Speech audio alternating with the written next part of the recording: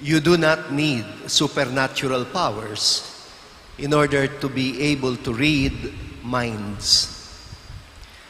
This was the point of my homily last Friday. But today's gospel is a good illustration of this point.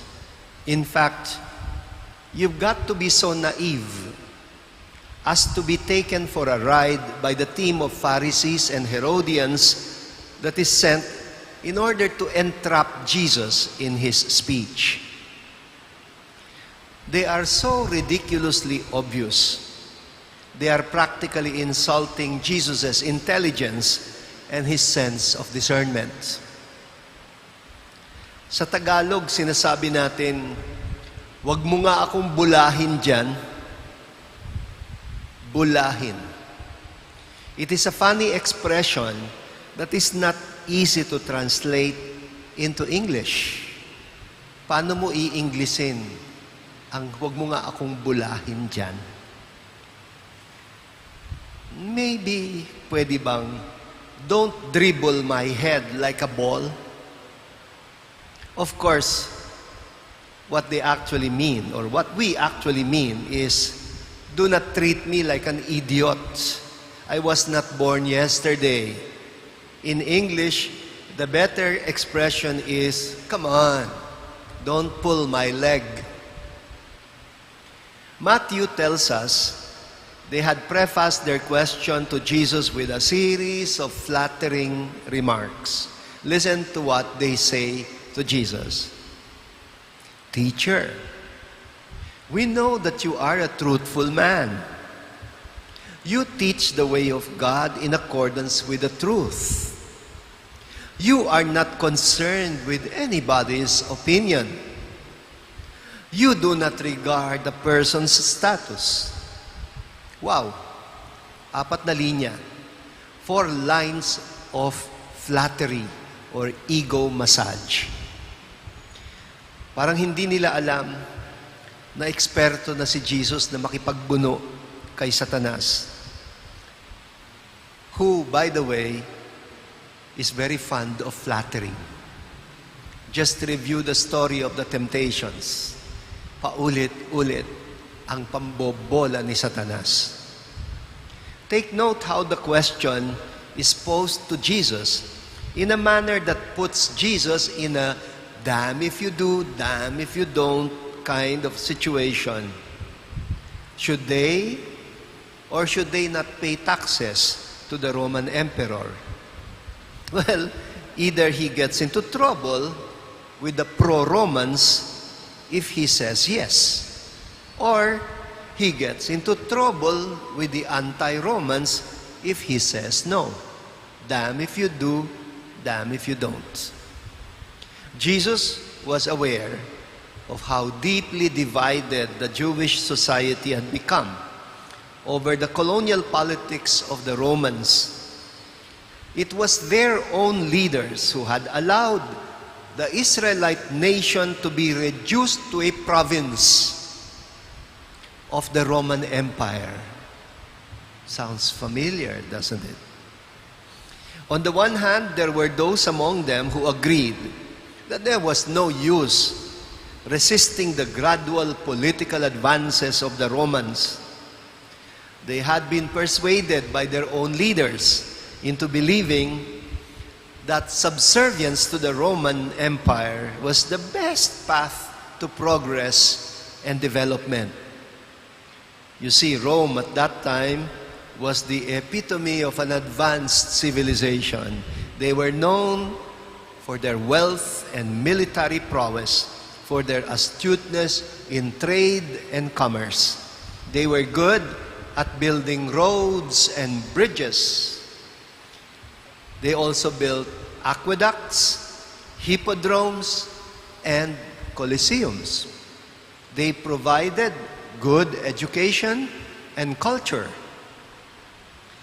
But on the other hand, there were those among them who held on to their staunch nationalism and who regarded support for the Roman government as treason, as capitulation, as a surrender of their freedom and sovereignty as a nation.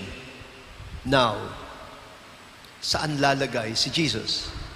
Where would Jesus position himself? How would he answer their political question? Jesus answers the question with a question. But before that, he asks for a Roman coin. And then he poses his own question to them. Pinakita yung pera. And then he said, "Whose image do you see on this coin?" Jesus was aware of how these coins were taken as an insult to their faith. How the pagan emperors deified themselves, presented themselves as gods by having their faces imprinted on coins. In fact, there was even one Syrian or Seleucid emperor who, aside from putting his face on the coin, also had the title imprinted on the coin.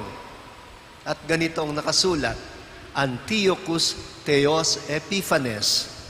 That is Greek. In English, Antiochus, King Antiochus, the God manifest. Tinawag niyang Diyos ang sarili niya. That is why the Maccabean revolutionaries had been so angered by these coins.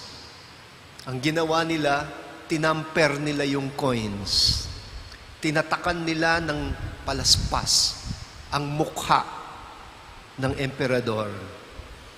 They imprinted a palm branch over the emperor's face. And the rebels, they raised the palm branches to make a statement, "Wala kaming ibang Diyos kundi si Yahweh." And that means no to foreign rule. But take note of the clever way Jesus answered the question on the issue of taxation. He simply said, "Give to Caesar what is to Caesar, and give to God what is to God." The second half was very clear to all the Jewish people because they took it for granted that absolute allegiance belonged only to God, who brought everything into existence. But what is it that could be attributed to the Roman government? Well, the coins themselves. That is a medium of exchange, currency. Jesus is insinuating that the mere fact that they possessed the coin, that they were using the coins as currency, meant that they were recognizing the authority of the one who produced them, along with the infrastructure, the roads and the bridges and the public facilities produced by the Roman government. In short, if you recognize that it is the emperor of the Roman government that made these things possible, and you're using them, then render to him what you think you owe him. But you don't owe him your life. You don't worship him as God. God has no other image except you. You were created in the image of God. You don't you ever allow any governments in this world to trample on that image, the source of your dignity. You know, this passage has been commonly, and I must say erroneously, used as the biblical basis for the constitutional doctrine of the separation of the church and the state. Naku, modern principle na yan. And this modern principle actually applies more to the state. Namely, that it is the state's duty to protect freedom of religion. Na yung Estado, wala siyang papaborang relihiyon. And yung Estado, hindi siya magtatayo ng relihiyon. It must protect the freedom of all citizens to worship. It was definitely not yet in the mind of the author to propose what we now call separation of church and state. But the statement of Jesus has become timeless.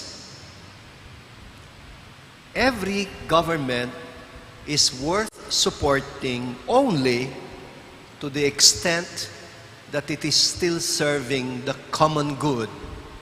The common good.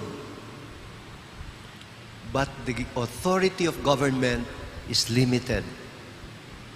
You should never give any government the right to trample on your dignity as human beings. Wala silang ganyang karapatan. Because God's true image is imprinted not on coins. God's image is imprinted on your soul.